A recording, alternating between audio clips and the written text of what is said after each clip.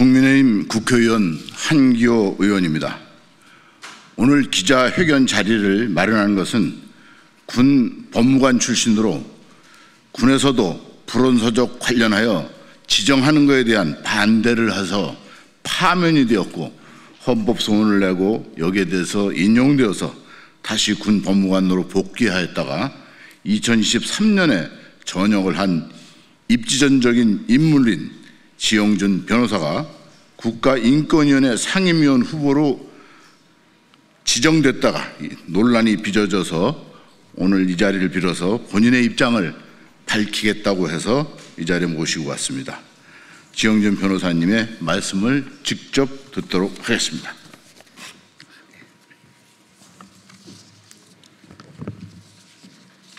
국가인권위 상임위원 지영준 후보자의 선출한 본회의 상정 보류에 대한 후보자의 입장입니다.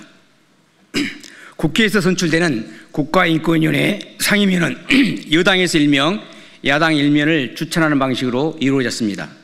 이것이 바로 의회 정치에서 소수자 보호를 실현하는 방식입니다.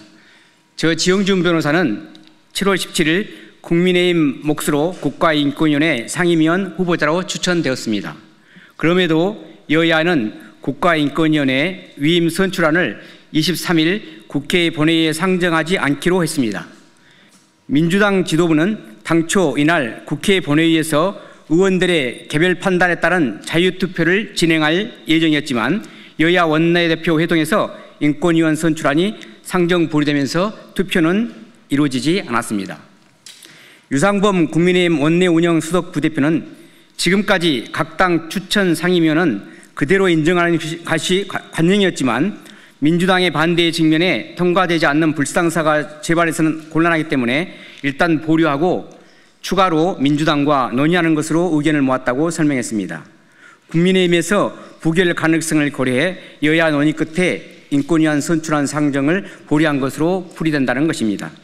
언론 보도에 의하면 지영준 변호사는 2020년 총선 당시 기독자유통일당의 비례대표 후보 12번에 이름을 올렸던 전력이 밝혀지며 논란이 됐다는 것입니다. 특히 조국혁신당 신장식 의원은 국회 소통관에서 지영준 후보자는 2020년 4월 총선에서 기독자유통일당의 비례대표 후보자 12번에 배정되었으므로 내란 공범 옹호자 극우정당의 혐오 세력이라며 선동질하였습니다. 그리고 인권위원 선출에 반대해달라며 국회의원 300명에게 A4 2장의 호소문을 보냈다고 합니다. 오늘 저는 이에 대한 입장을 밝히려고 합니다. 무엇보다 저에 대해 국가인권위 상임위원 선출을 반대하는 이들이 문제 삼고 있는 것은 제가 2020년 4월 15일 제21대 국회의원 선거에서 기독자유통일당의 비례대표 12번에 이름을 올렸다는 것입니다. 그런데 당시 저는 2008년 국방부의 불온서적 사건으로 징계위원회에 해부되어 파면 처분을 받아 현역 지위를 다투는 소송이 계속 중이었고 2018년 대법원 전원합의체에서 징계사유에 해당되지 않는다는 판결을 받았습니다. 그리고 2019년 10월 18일에 서울행정법원에서 현역 군인의 지위에 있음을 확인한다는 판결을 받았습니다. 2020년 4월 15일 총선은 제가 현역 군인의 지위에 있음을 법원으로부터 확인받고 그 신분이 확정되지 않은 상태에서 치러지는 선거입니다. 정당법에 의하면 현역 군인은 정당의 당적을 가질 수 없습니다. 정당의 당원이 아닌 자는 국회의원 비례대표 후보자 명부에 이름을 올려도 공직선거법상 후보자 등록은 무효입니다. 이와 같이 당시 법적 효력도 없는 기독자유통일당의 비례대표 12번을 문제 삼는 것은 다른 목적이 있음을 의심하지 않을 수 없습니다. 한편 저는 7월 17일 국가인권위 상임위원 후보자로 추천하기 한 달 전인 지난 6월 18일 순지개병 최상병 특검으로부터 대통령실에 추천된 특검 후보자 8명에도 이름을 올렸습니다. 내란 특검 등 3대 특검법에 의하면 현재 정당의 당적을 가진 자이거나 과거에 가졌던다도 특검 보호의 결격 사유에 해당됩니다. 그런데 제출된 저의 경력은 2023년 9월까지 현역으로 되어 있어 정당의 당원이 될 수 없음이 소명됩니다. 이렇게 불과 한 달 전에 순직해벽 최상병 특검에 특검보 후보자로 추천된 사람이 내란 공범 옹호자입니까? 분명하게 말씀드리지만 소위 내란 특검 등 3대 특검 후보자가 추천된 인사를 특검 후보자로 추천된 인사를 내란 공범 옹호자라고 주장하는 것은 어불성설이고 분명한 허위 사실입니다. 앞서 본 바와 같이 순직 해병 최상벽 특검보 후보자 8명의 이름으로 올리게 되면 대통령님은 그중 4명을 특검보에 임명하기에 특검보에 임명될 확률은 50%입니다. 반면 기독자유통일당의 비례대표 12번의 이름을 올리면 국회의원에 당선될 확률은 거의 제로입니다. 그럼에도 후보자를 유지하게 된 것은 제가 당시 한국교회 동성애 대책협의회 인권위원으로서 추천되었기 때문입니다. 기독자유통일당은 기독교의 가치와 자유통일의 가치를 실현하는 것을 목표로 하는 가치정당인데 선거운동 기간인 2020년 3월 26일부터 4월 15일까지 21일 동안 기독교 자유통일당에서 한국교회 동성애 대책협의회 인권위원으로서 한 활동이 내란 옹호입니까? 주지하다시피 2020년 4.15 총선에서 새로 도입된 연동형 비례대표제는 소위 소수 정당의 원내 진입의 길을 터주기 위한 것으로 대의정치에서 소수자 보호 원칙을 구현하기 위한 것입니다. 기독자의 통일당은 원외 정당으로 정치적 소수자 또는 종교적 소수자로 구성된 소수 집단입니다. 이와 같이 정치적 소수자인 소수 집단을 구구정당 혐오 세력이라고 낙인 찍는 것, 이것이 바로 국가인권위의 혐오 표현 리포트에서 말하는 전형적인 혐오 표현입니다. 조국혁신당이 비록 원내에서는 소수 정당이지만 원내 정당이 원외 정당에 대해 내란 옹호 극우 정당이라고 낙인 찍는 것, 이것이 바로 사회적 강자인 원내 정당의 사회적 약자인 원외 정당에 대한 혐오 선동이요 혐오 표현이라 할 것입니다.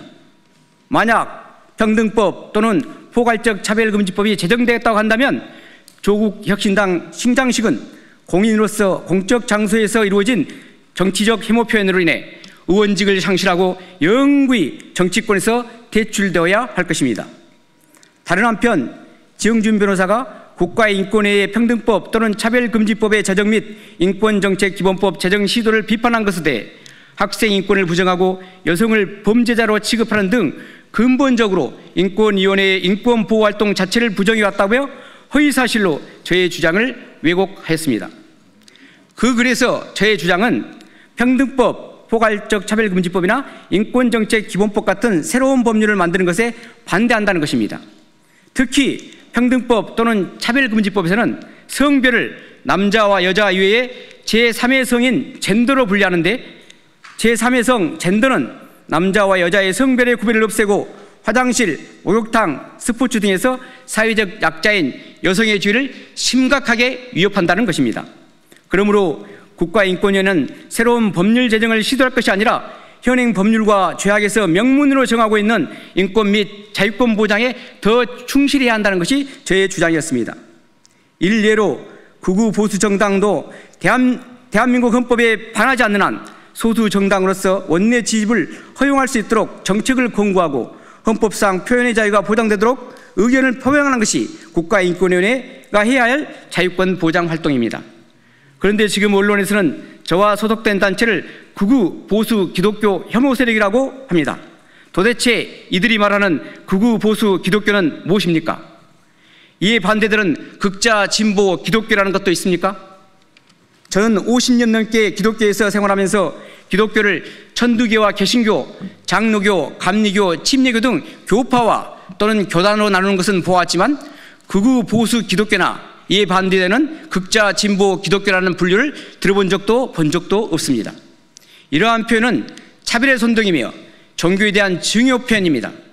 이는 평등법이나 포괄적 차별금지법이 제정되지 않은 현재에도 종교, 사상 또는 정치적 의견에 대한 차별적 표현으로 헌법 제11조 국가인권위원회법 제2조를 위반한 것입니다.